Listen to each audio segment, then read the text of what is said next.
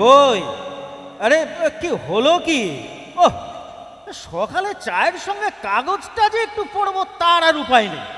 কই দেবে দেবে কাগজটা দেবে? যাই।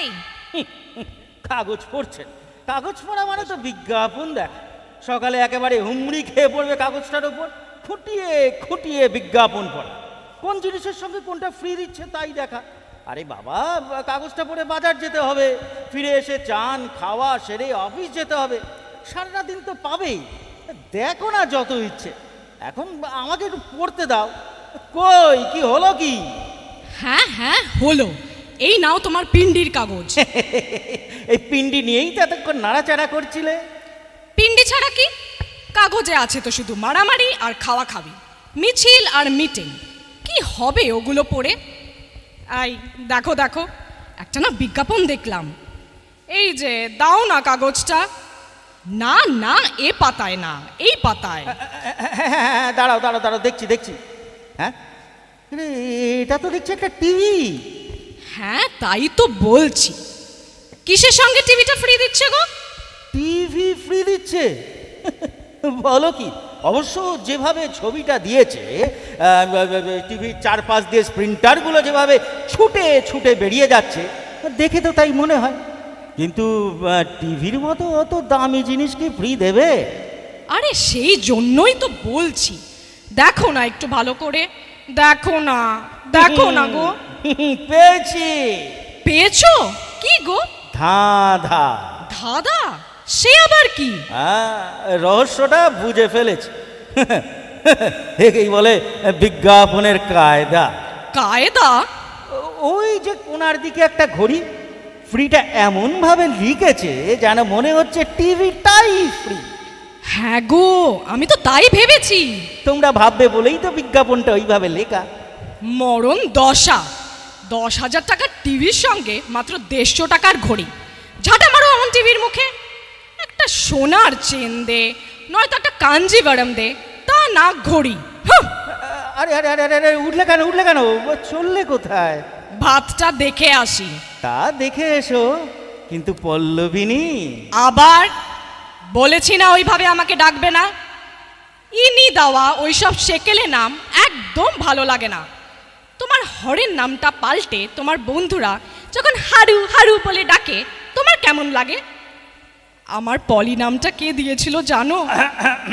জানি জানি, অনেকবার তুমি শুনিয়েছো। তোমার জেঠু। আমি হলাম জেঠুর আদরের পলি। তুমি হলে আমার আদরের পল্লবিনী। আবার বেশ বেশ বেশ বেশ বেশ বেশ পলি। আচ্ছা পলি, তোমার স্বভাবটা কবে পাল্টাবে বলো তো? কি স্বভাব? ওই যে ফ্রি দেখে জিনিস কেনা। সবাই কেনে, না হলে অত ভিড় হয় নাকি দোকানে? যাই ছাড়ো। এ স্বভাব পাল্টানো মুশকিল। ফ্রি দিচ্ছে শুনলেই হলো, সারা শরীরখানা এই যেন কাঁপুনি দিয়ে ওঠে। ও অনেক দিন আগে থেকে, সেই যখন শাড়ির সঙ্গে স্টিলের গ্লাস কিংবা চা পাতার সঙ্গে একটা চামচ, 3টে সায়া কিনলে 1 পাতা সেফটি পিন বা 10টা ন্যাপথলিন। সেদিন আর নেই। ফ্রি এখন যাতে উঠেছে, কোন কিছু ফ্রিতে আর মন ভরে না। সেদিন স্টেশনে আসতে আসতে দেরি দেখে বললাম চা খাবে, মুখটা বেঁকিয়ে বলল না। চায় যেন কত অরুচি। যেই বললাম ফ্রি আছে, অমনি চটমন করে উঠলো, বলো কি গো কাপ ডিশ? আমি বললাম না, আর একটু চা ফ্রি। তাই সই। এই হলো আমার 1 পিস বউয়ের নমুনা। এই শোনো শোনো, আজকের কাগজটা দেখেছো? ভালো করে আর দেখলাম কোথায়? কোনো রকমে চোখ বুলিয়ে অফিস চলে গেছে। এই তো এখন ফিরে এলাম, এবার দেখব। জানো জানো, আজ কাগজের ভেতরের 4টে পাতায় বিজ্ঞাপনে ভর্তি। জানি পল্লবিনী, জানি। আবার সরি পলি, কিন্তু আর একটা খবর কি জানো? কি? আজকের এই কাগজের পাতাটা পুরোপুরি ফ্রি। ফ্রি? সত্যি? তোমাদের জন্য। আয়, খোটা দিয়ে কথা বলবে না কিন্তু। ফ্রিতে কিছু পেলে তাতে তোমারও তো লাভ। এই দেখো কাগজটা। হ্যাঁ, কি করেছো? সারা কাগজ জুড়ে শুধু গোল্লা আর আন্ডারলাইন। তোমার ওই মারামারি আর মিছিলের দিকটায় কিচ্ছু করিনি। যা করেছি এই বিজ্ঞাপনে। তা তো দেখতেই পাচ্ছি, সারা দুপুর ধরেই তুমি এই করেছো। কত রকমের ফ্রি দিচ্ছে গো, দেখেছো? তুমি যখন এক মনে গোল্লা পাকাও, তখন তোমাকে দেখে কি মনে হয় জানো? কি মনে হয় তুমি জানো আইনস্টাইন। সে আবার কি? হ্যাঁ, কোনো এক ফর্মুলায় গভীরভাবে ডুবে গিয়ে গোল্লা আর আন্ডারলাইনে ভরিয়ে দিচ্ছ সব কিছু। এই ফ্রি শব্দটাতেই তোমার মুখখানা যেন ভ্যাদে ভ্যাদে হয়ে ওঠে। ভ্যাদ ভ্যাদে? ও এই হলো আর কি। এই কেলেঙ্কারি! কি কি কিসের কেলেঙ্কারি? কি হলো কি?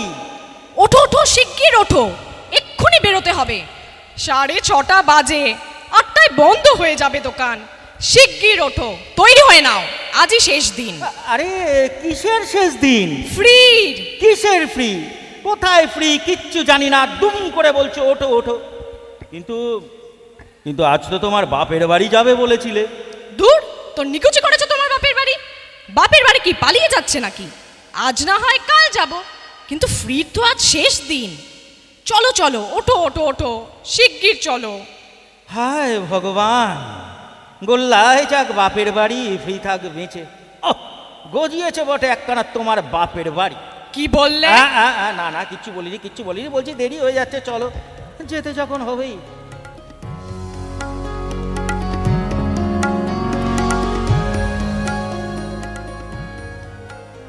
ওরে বাবা, এ তো বিরাট হল ঘর, এ ভিড়ে ঠাসাঠাসি, মহিলারাও বেশি।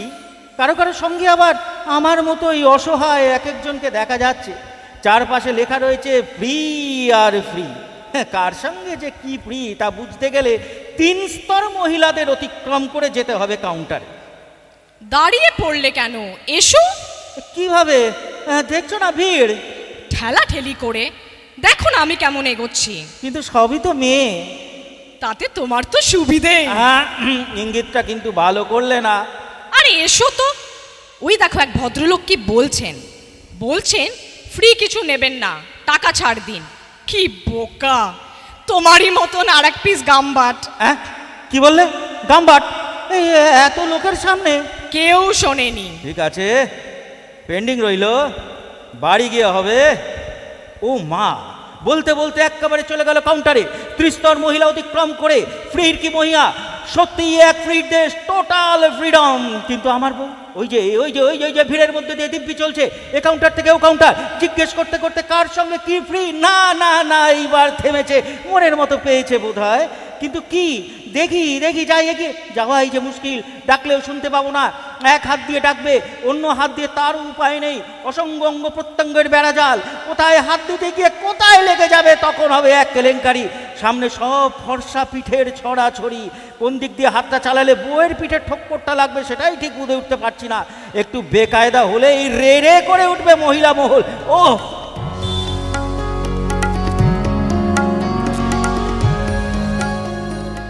এসেছো? যাক। হ্যাঁ হ্যাঁ, অনেক কষ্টে ছোঁয়াছুঁই বাঁচিয়ে। হ্যাঁ বলো। বলবো কি, পেয়ে গেছি। কি? কুপন। কিসের?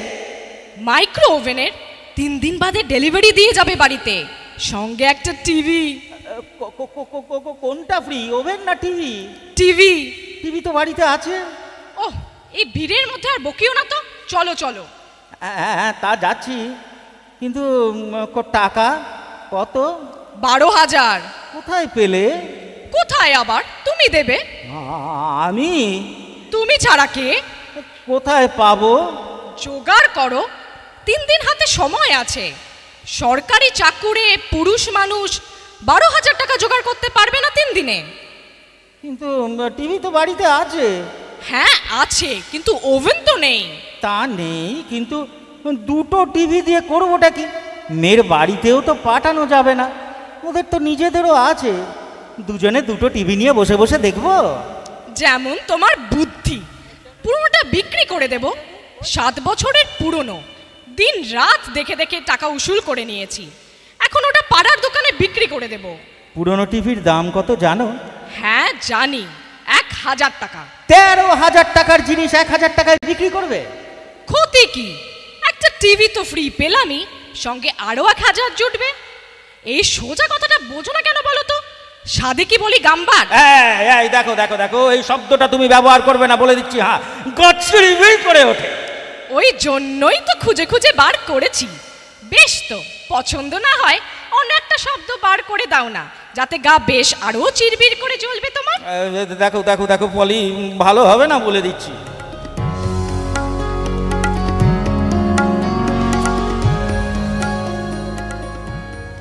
কোম্পানির লোকটা বেশ সুন্দর করে সেট করে দিয়ে গেছে। কি করে রান্না করতে হবে ম্যানুয়ালটা কি বুঝেছো? হ্যাঁ, মোটামুটি, কিন্তু বুঝতে তো হবে তোমাকে। ও সব ইংরেজি, অনেক কিছু লেখা, আমি বুঝবো না। তাছাড়া জটিল ওসব ব্যাপার ব্যাটা ছেলেদেরই কাজ। জমিয়ে 2 কাপ চা করো তো দেখি। আর বিনা তেলে পাঁপড় ভাজা হয় শুনেছি, করো না গো। বেশ আয়েশ করে বসে দুজনে বসে বসে খাই। আমি? হ্যাঁ, তুমি তো করবে, আমি বাবা ওসবের মধ্যে নেই। 3000-এ মাইক্রো ওভেন কিনতে কত রেলা। আয় এবারে দেখে যা 12,000-এর ওভেন। তোমার ঘোষ দিই কেমন জ্বলবে দেখো না। কিন্তু দামটা কিন্তু সত্যিই বেশি। তোমার যেমন বুদ্ধি, টিভিটা যে ফ্রি সেটা তো দেখবে। হ্যাঁ, কতদিন চলে দেখো। যদিন হয় চলুক, তবু তো ভাববো যে ফ্রিতে টিভি দেখছি। রান্নার ভার কিন্তু এখন থেকে তোমার। আমার? হ্যাঁ, ওসব জটিল কায়দা কানুন আমি বুঝবো না। জোগাড়টা আমি করে দেব, রান্না করবে তুমি।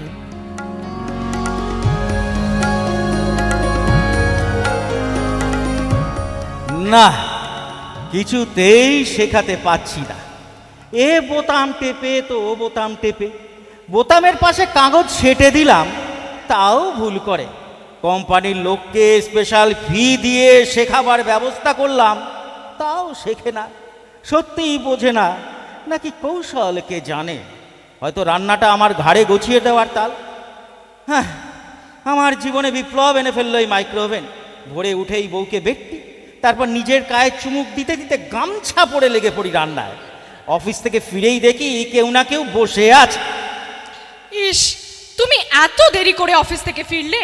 দেখো তো, এটা সবাই বসে আছেন তোমার জন্য অনেকক্ষণ। আমার জন্যে? হ্যাঁ, ওভেনের কাজকর্ম তো তুমিই জানো, একটু বুঝিয়ে দাও ওদের। ইনি হলেন পাশের বাড়ির রনুদি, তুমি তো চেনোই। আর ইনি এ পাড়ায় নতুন, কল্পনা। আর এই ছোট্ট মেয়ে মিতা, ওর মা পাঠিয়েছে পাঁপড়গুলো ভেজে দিতে।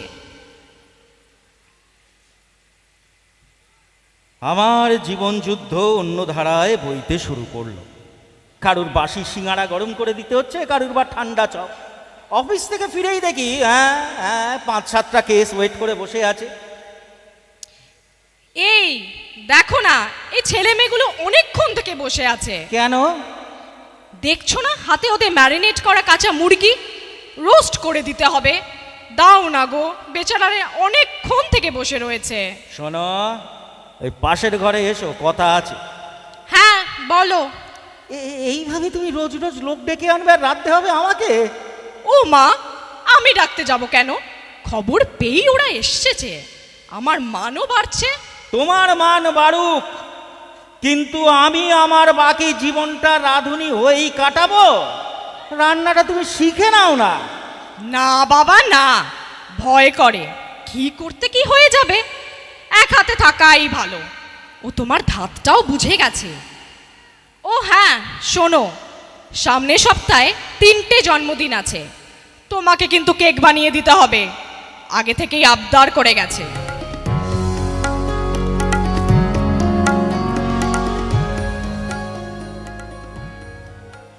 কেকের সব কিছু ফেটাতে ফেটাতে নাড়া খসে পড়া জোগাড়। পরের দিন অফিস থেকে পেন খসে পড়ে, চায়ের কাপ তুলতে পারি না, বাসে ট্রেনে ঝুলতে পারি না। তবু তবু বাড়ি এসে নিস্তার নেই। পাড়ার যত মুরগি পাঁপড় সব বসে থাকে আমার পথে। ভেবে দেখলাম একটাই উপায়, অফিস থেকে বাড়ি না ফেরা।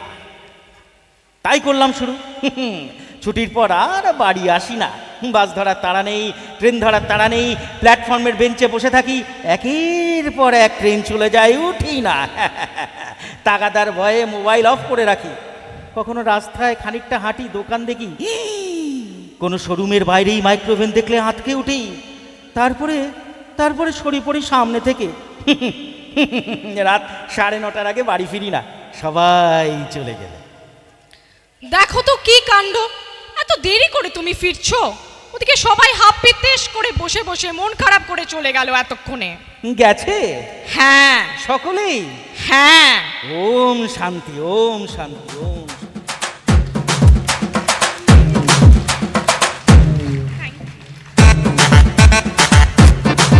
দেখলেন শুনলেন শ্রুতি নাটক বিয়ের জাতাকলে।